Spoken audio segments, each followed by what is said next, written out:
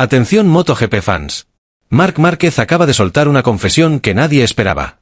Lo que reveló sobre su 9º título en Japón está dejando a la prensa, a los equipos y hasta a sus propios rivales con la boca abierta. ¿Fue realmente su momento más duro? ¿Hubo una traición detrás?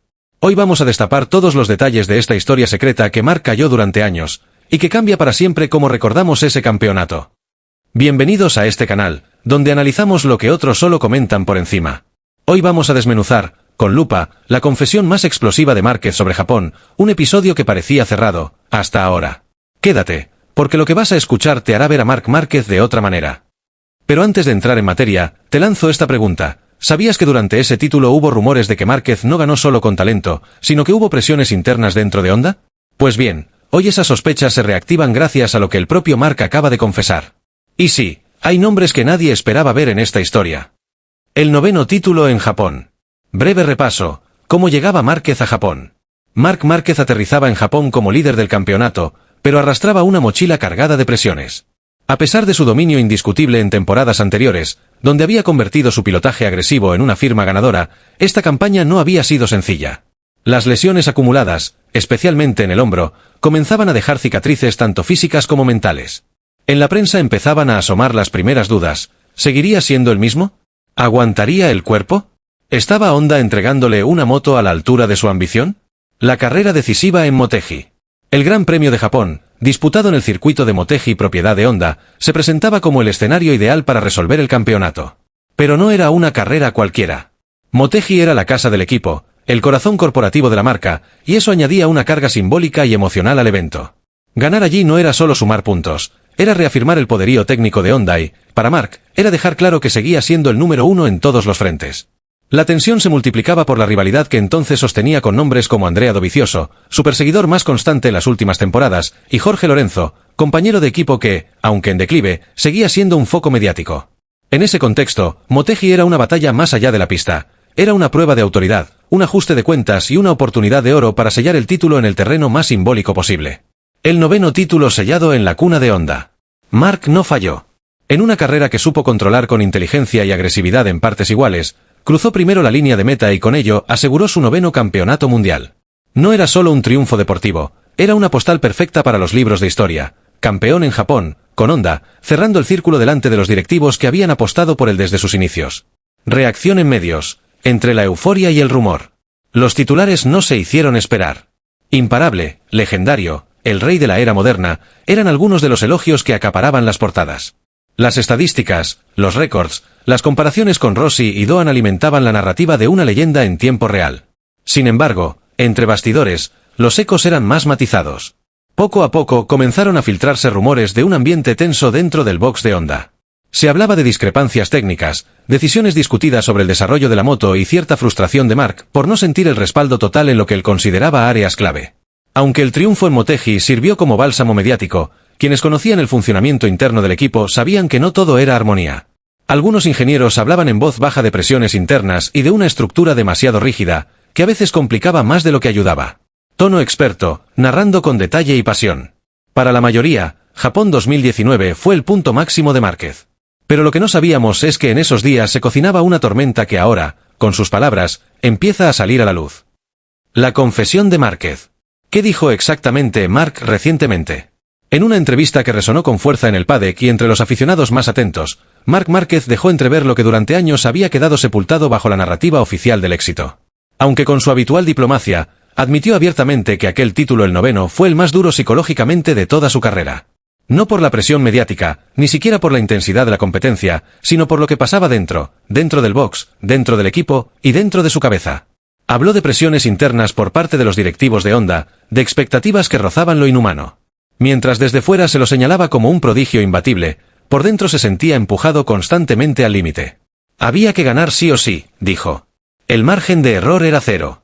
Las sonrisas de los domingos ocultaban semanas de tensión, reuniones técnicas en las que no siempre era escuchado, y decisiones impuestas desde arriba que él jamás habría tomado. También mencionó, casi al pasar, un problema con la moto que estuvo a punto de arruinar el campeonato. No dio detalles específicos como es habitual en él, pero dejó claro que hubo un momento crítico en el que el paquete técnico simplemente no respondía.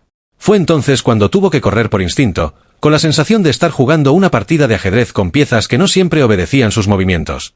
Interpretación de sus palabras. ¿Miedo real a perderlo todo? Sí.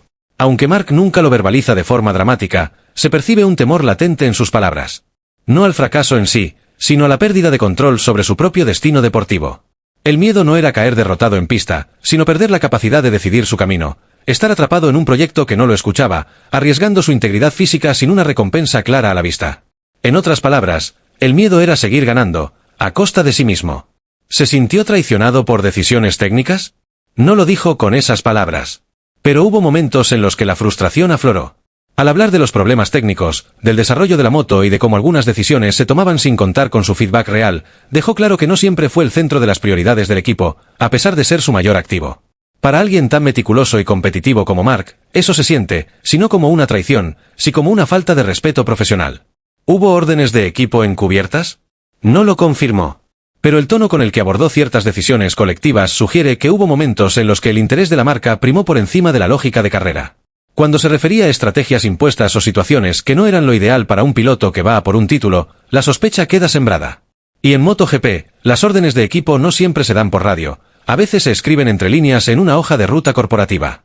Exmiembros del equipo técnico de Honda, que ya fuera del entorno mediático pueden hablar con más libertad, han confirmado que durante aquella temporada el ambiente era tenso y jerárquico.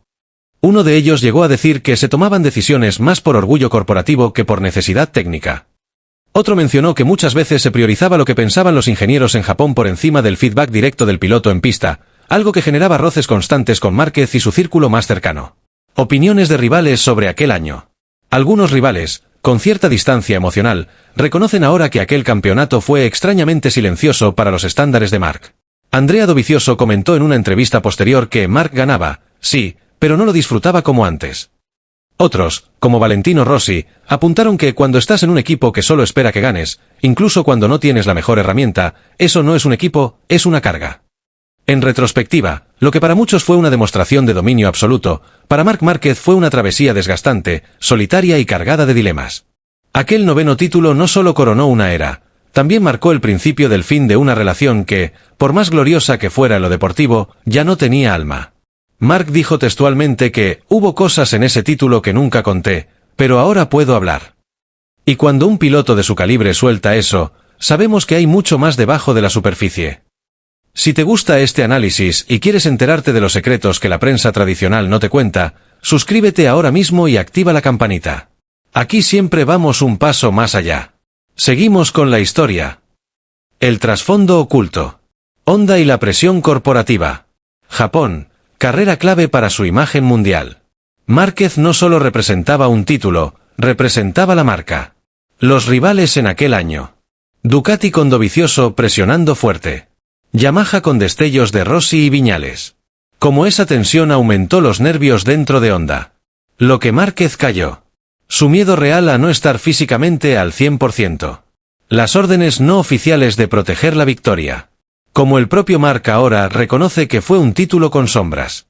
Lo que parecía una coronación perfecta, una celebración dorada del talento y la superioridad técnica fue, en realidad, un campeonato ganado entre dolores físicos, presiones psicológicas extremas y decisiones polémicas que pusieron en entredicho la integridad deportiva del equipo. Detrás de los trofeos, las sonrisas para las cámaras y los titulares grandilocuentes, se ocultaba una narrativa mucho más compleja, marcada por tensiones internas, sacrificios personales y estrategias que rozaron los límites de la ética competitiva. Honda, lejos de reconocer públicamente las dificultades atravesadas o las decisiones controversiales que marcaron ese campeonato, optó por construir un relato de éxito sin fisuras, ignorando deliberadamente las grietas que amenazaban con romper la fachada. Los dolores crónicos que arrastraba el piloto, las órdenes de equipo disfrazadas de tácticas y las fricciones entre ingenieros y directivos fueron borradas del discurso oficial, como si el silencio pudiera sepultar la verdad. Sin embargo, para quienes estuvieron realmente cerca del proceso, la gloria de aquel título siempre estará teñida por la sensación de que se ganó a un precio más alto del que muchos están dispuestos a admitir. Consecuencias de la confesión. ¿Cómo reaccionan los fans ahora? Muchos lo ven como un héroe aún más grande. Otros creen que resta valor a su gesta. ¿Qué significa para Honda en retrospectiva? Imagen de control excesivo. Posibles fricciones con Mark que explican su salida posterior. El legado de ese 9º título. Más humano, menos invencible. Un Márquez que ahora habla con libertad. Así que ya lo sabes, El 9º título de Marc Márquez en Japón no fue solo una historia de gloria.